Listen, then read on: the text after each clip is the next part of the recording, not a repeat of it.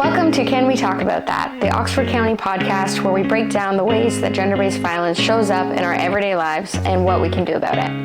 In this episode, I'm sitting down with Tim Kelly to talk a little bit more about men who are abusive or maybe use abusive behaviors. Before we get into today's conversation, just a quick heads up that we will be talking about things like abuse, trauma, and violence. So please just take care of yourself while listening. Feel free to pause, take breaks, or maybe even just come back to this episode later if today's not the day to listen to it. If you or maybe someone you know needs some extra support while listening to our podcast, you can call the DASO crisis phone number. The phone number is 1-800-265-1938. It is open 24/7, it's free, and it's confidential.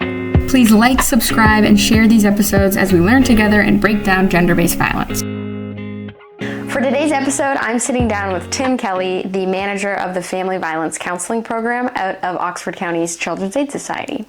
So Tim, you actually work directly with men who've used violence or maybe control in their relationships, which is a really interesting perspective to bring to this podcast.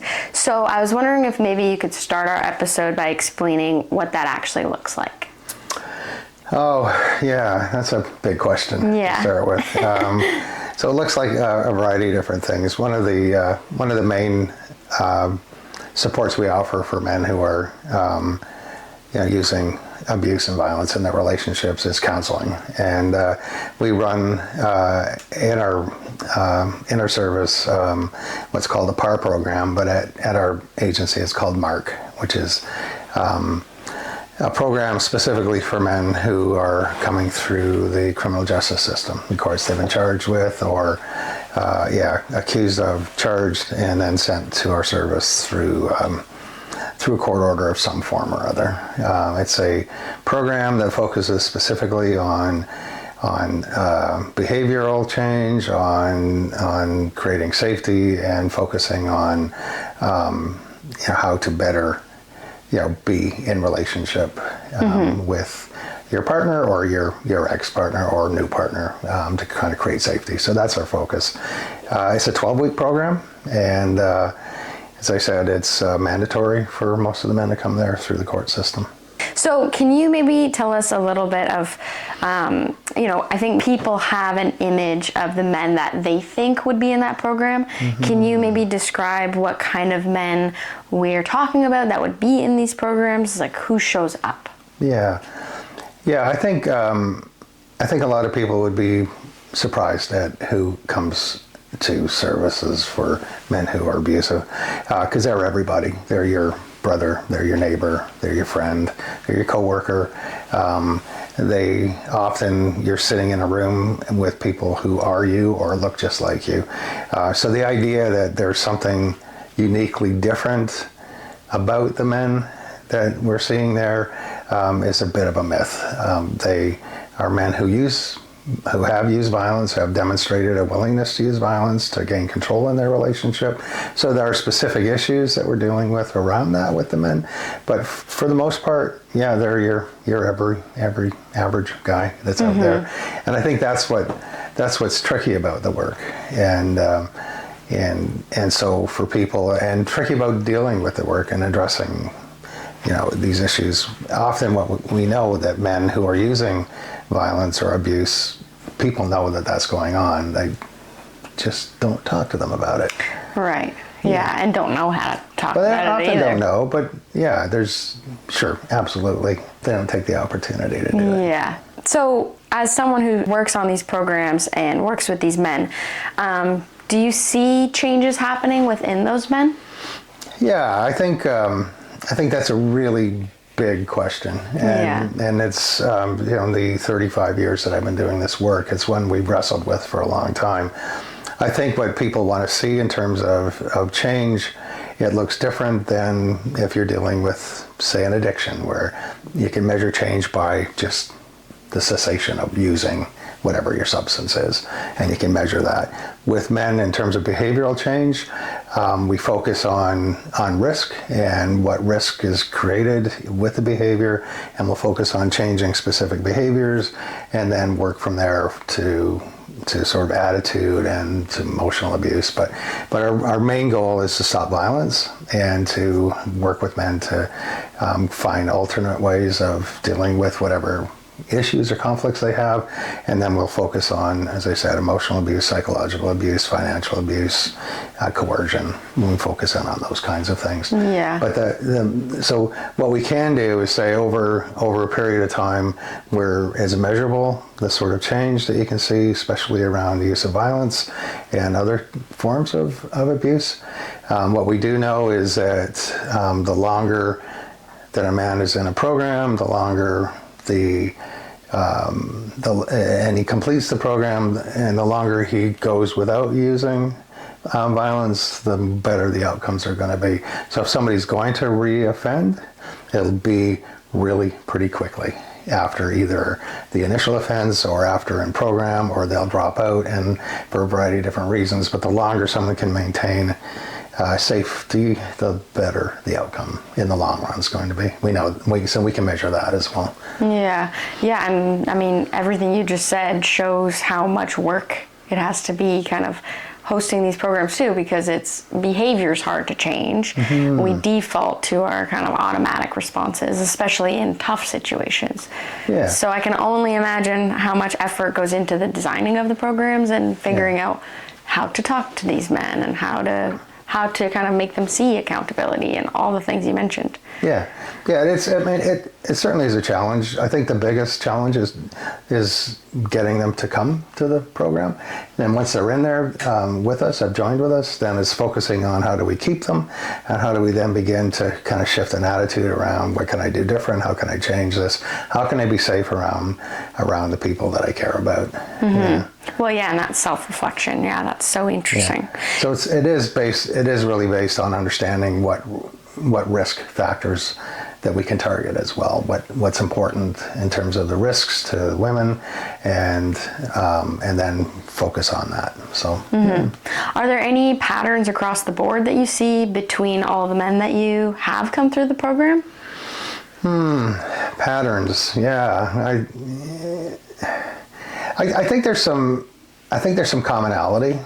I think one of the main things we see with the men that we see, because they're all court mandated, we don't have many men coming voluntarily, is their use of violence. So that's a commonality amongst the men we see, that their willingness or have used violence and have demonstrated their willingness to use violence to get what they want in the relationship, or to express their desires or wants or whatever. So we've seen that. We see a number of other sort of similarities in terms of really seeing themselves as a victim of circumstance or of the system, that the system's against them, that they're only responding to men. We know that's not true, because we know women are arrested for using violence in their relationships as well.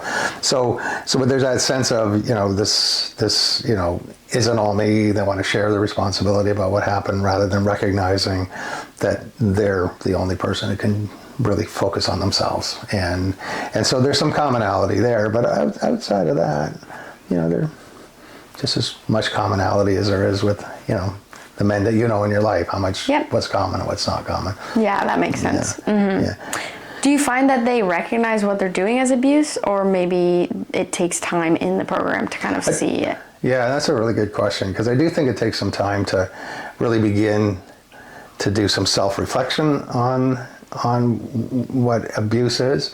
I think many of the men come in and after spending some time with us didn't recognize the impact of the behavior. Often the men we work with will see an incident as a one-off, and rather than seeing that there's a pattern of behaviors in the relationship, from yelling and name-calling to emotional abuse, to physical abuse, to indirect physical abuse, all of that.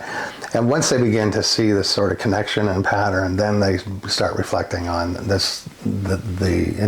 size of the problem that they're dealing with. But people don't always recognize bad behavior for what it is until it's, you're engaged in a conversation about it. So yeah, well, and it makes sense that they'd maybe see it as a one-off of like, oh, I just had a bad day that day. Had a bad day, and it would take time to maybe see that, oh wait, I am doing other things. And that is hard work to do, that self-reflection, to think, yeah, I just messed up that day, and do that bigger reflection of, oh, maybe there's more to this actually. Yeah, because I think it's interesting. A lot of the men that we work with have an attitude towards men who are abusive, and an idea of who those men are, and don't see themselves in that sort of group. And it's because, we have this myth of the male abuser, right? With his wife beater shirt on, and like that. It's just, that's just not who he is. And so being able to and so then of course connected to that is a lot of shame, a lot of guilt, a lot of recrimination, and that's hard to get through, because that's the defensiveness to make change. Is I'm not those guys. I'm me, and it's it only happened once, or it's and it's her fault, or those kinds of things, right? Yeah. Well, and it sounds like even as a society too, we all need to say it's not just wife beater, it's our brothers, it's our coworkers, right. It's we all have that work to do of it's not that guy in the wife beater. It's not right. And so when you're sitting, at a family gathering, and you kind of get that sort of like, oh, there he goes again, right? Or right, or there's that, right? And recognizing, oh, that there might be more to that story than what I'm actually seeing here. And what one of the things we know is a consequence of men's abusive behavior is creates isolation. And the more that people experience them in their intimate relationships as being abusive, the more they kind of pull away, and then she becomes more isolated, he becomes isolated, and sometimes it's intentional, where he might act up and create a scene, and so they won't get invited back to places, or she won't take them back, like those kinds of things. So recognizing that one of the important risk factors that we deal with is that sense of isolation, and that then they become just in and of themselves, and she's maybe not hanging around with her friends so much anymore because they don't want to hear about it. Like, there's all kinds of things that happen, and it's intentional at times, and sometimes it's the consequence of the behavior, and then it's us who know them who react in ways that are like, I just don't want anything to do with this guy anymore. He's that way. Right. So for you, in your role, how do you go about maybe bringing up accountability and trying to start the conversation of how are you going to take accountability? Yeah, we really start with focusing on personal responsibility, taking responsibility for behaviors, identifying the behavior. So we'll do things like look at, develop examples of what's physical abuse, what are the types and forms of that, and then we'll create a list and go through that, and then we'll ask men to reflect on, do they see themselves in any of those behaviors, or emotional abuse or financial abuse? Do they recognize themselves? And then if they begin to recognize yourself or see yourself in some of those behaviors, then it becomes harder to continue to do it without acknowledging that you're doing it intentionally, and then you're causing harm to the people in your life. So it's about moving towards self-awareness, understanding behavior, what it means, and then the impact that has on those in your lives and your personal, intimate relationships, and then creating strategies for not doing it anymore, right? Well, and I'm sure a lot of the, like, just generally speaking, the women who are the partners to these men are hoping that this, that the MARC program helps, and that they do see it and they do take accountability and they're changing. What does that real change kind of look like? Yeah. What I hope for in terms of real change is that she won't get hurt anymore. She won't be physically harmed by him. She won't be emotionally harmed. Does he become that sort of like new guy? He is who he is, basically. And there are elements of him that people love, and there are elements of him that people don't want anything to do with. And so we're working on trying to change, the the parts of him that are causing harm for people.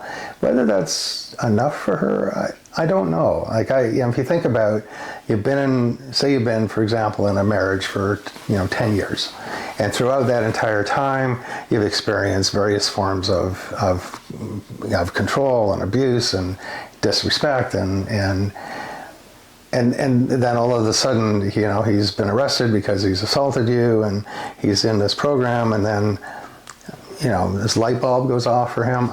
I don't know how you overcome the previous 10 years of that and go, oh, this is great. He's like this new guy again. I don't know how I don't know how you trust. I don't know how you develop that.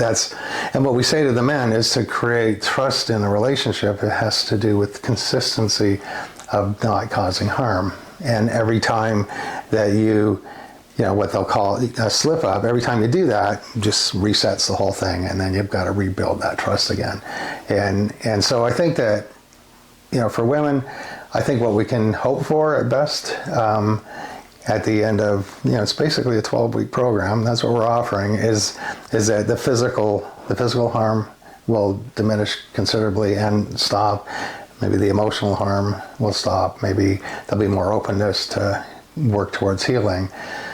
But I do think as he becomes less and less controlling, what I've seen is, maybe her level of tolerance for him starts to diminish, right? And so then she, wants to express her feelings, wants to express her anger, wants to express her frustration with everything that's happened.